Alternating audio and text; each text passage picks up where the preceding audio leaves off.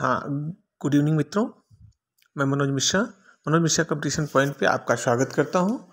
मित्रों, 30 अक्टूबर को जो सेकंड फेज़ में जिन विषयों का पेपर हुआ था उसमें जीएस के भी 30 प्रश्न आए हुए थे। वो 30 प्रश्न प्रथम पाली के प्रश्नों से टफ थे और ऐसा देखने को मिला है। तो हम ये बताना चाह रहे हैं कि आइए हम लोग उन 3 प्रश्नों की चर्चा कर लेते हैं, क्योंकि आगामी सत्र में परीक्षाएं लगी हुई हैं। जैसे 13 नवंबर को और 28 नवंबर को जो पेपर हैं उनमें भी ये 30 प्रश्न आएंगे जीएस पर।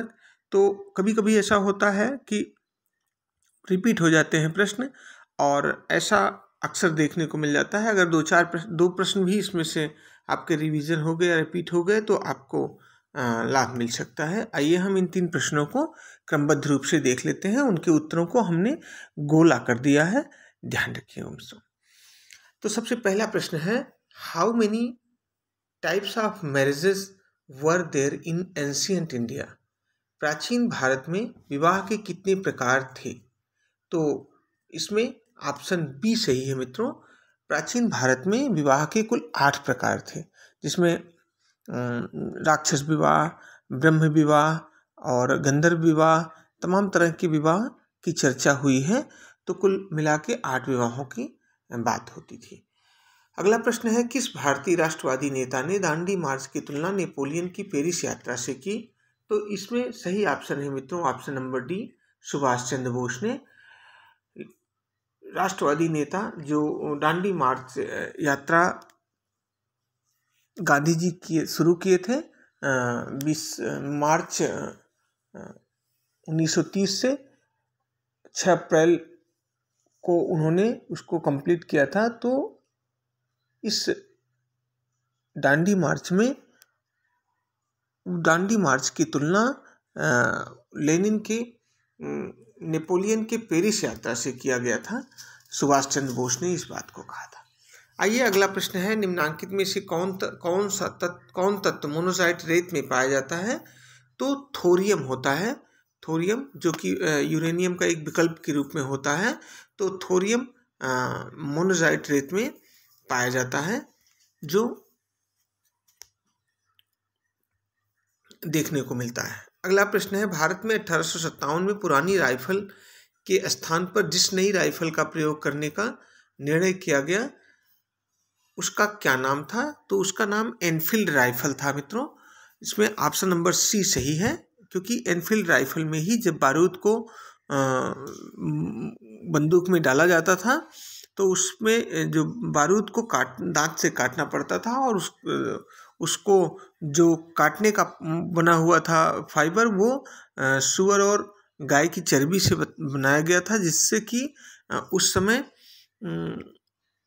भारतीय सैनिकों ने उसका विरोध कर दिया था, क्योंकि एनफील्ड राइफल में यही प्रक्रिया थी कि उसमें बारूद को डाल के फिर उसमें गोली चलाई जाती थी। अगला प्रश्न है, किस शासक के शासनकाल में राग दर्पण का फारसी में अनुवाद हुआ था मित्रों? तो इसमें ऑप्शन नंबर बी सही है। फिरोज शाह तुगलक के समय में राग दर्पण का फारसी में अनुवाद हुआ था। इस तरह आइए हम लोग अगले प्रश्न पे चलते हैं मित्रों। अगला प्रश्न है 6ठा प्रश्न, ब्रिटिश शासनकाल में किसने 2 खंडों में the economic history of India लिखी थी? तो 2 खंडों में economic history of India Ramesh Chandra Dutt ने लिखा था, जिन्हें आरसी दत्त कहा जाता है शॉर्ट फॉर्म में। अगला प्रश्न है, संविधान के किस भाग में निर्वाचन से संबंधित प्रावधान समाविष्ट हैं? तो भाग 15 में निर्वाचन से संबंधित प्रावधान समाविष्ट हैं। भाग 15 मतलब निर्वाचन की शुरुआत अनुच्छेद 324 के तहत मानी जाती है। तो ये भी हमें आपको ध्यान रखना होगा मित्रों। अगला प्रश्न है, भारत में कब प्रथम क्षेत्रीय ग्रामीण बैंक अस्तित्व में आया? तो प्रथम क्षेत्रीय ग्रामीण बैंक 1975 में प्रथमा बैंक के नाम से अस्तित्व में आया था मित्रों। इसमें ऑप्शन सी सही है। नेक्स्ट प्रश्न है, ज़ॉम्बी उधार से तात्पर्य निम्नलिखित में से किस उधार से है? तो इसमें ऑप्शन नंबर ए सही है। असमर्थता के करीब पहुंचे उधारकर्ता को नया उधार देना, यह ज़ॉम्बी उधार से तात्पर्य रखता है। अगला प्रश्न है मित्रों, भारत के संविधान का अनुच्छेद 21A प्रावधान करता है। इसमें ऑप्शन नंबर डी सही है मित्रों, शिक्षा का अधिकार। आप लोग जानते होंगे 1998 में मजूमदार समिति का गठन हुआ था, जिस समिति की सिफारिश के आधार पर शिक्षा के अधिकार को एक मौलिक अधिकार के रूप में रखा गया। यह 86वें संविधान संशोधन के तहत 2002 में लागू हुआ था मित्रों। नेक्स्ट क्वेश्चन है,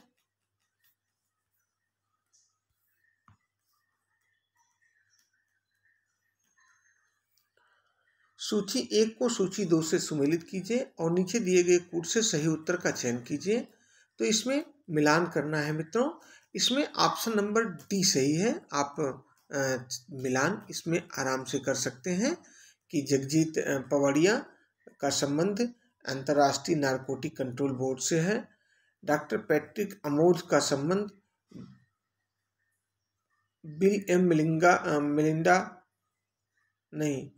डॉक्टर पैट्रिक अमोह का संबंध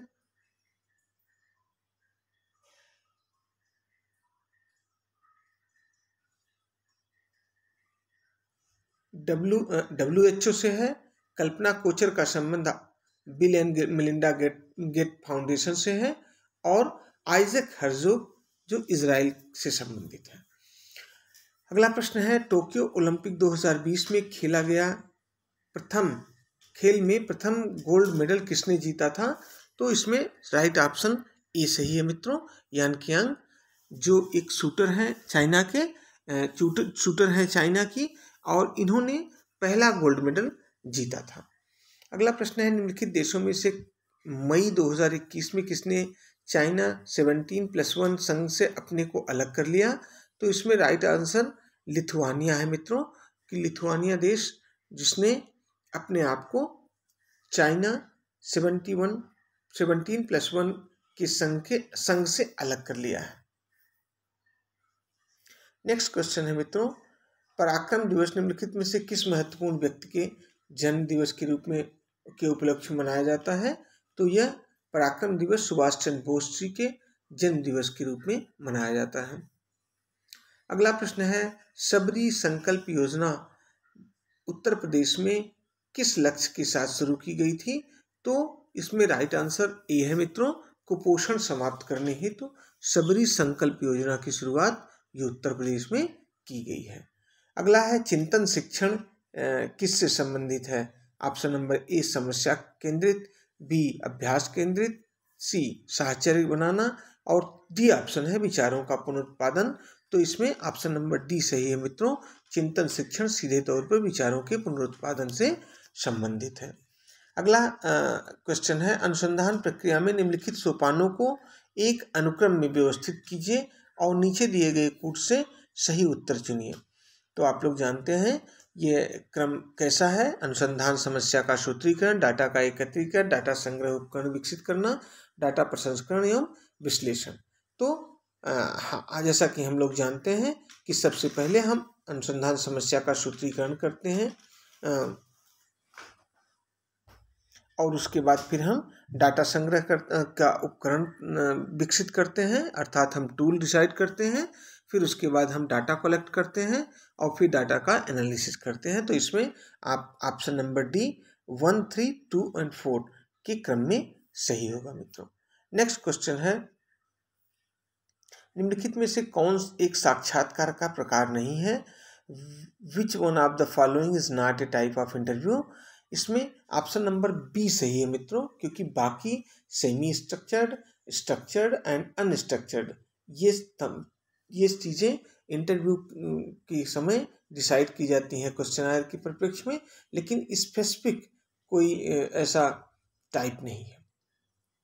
तो ऑप्शन नंबर बी सही है मित्रों। इसमें who was the first chairman of university grant commission? तो यूजीसी के प्रथम चेयरमैन कौन थे? तो इसमें राइट आंसर सी है मित्रों, डॉक्टर शांत स्वरूप भटनागर यूजीसी के प्रथम अध्यक्ष थे। अगला प्रश्न है, निम्नलिखित में से कौन शिक्षण की पूर्व क्रियावस्था है? तो पूर्व क्रियावस्था हम सीक्वेंसिंग में, जैसे हम टीचिंग के स्टेजेस में सीक्वेंसिंग करके टीचिंग पॉइंट निर्धारित कर लेते हैं कि कौन से प्रश्न कहाँ कब पूछने हैं, कौन से उदाहरण यूज करने हैं, ये निर्धारण हम क्रमबद्धता का पहले ही कर लेते हैं।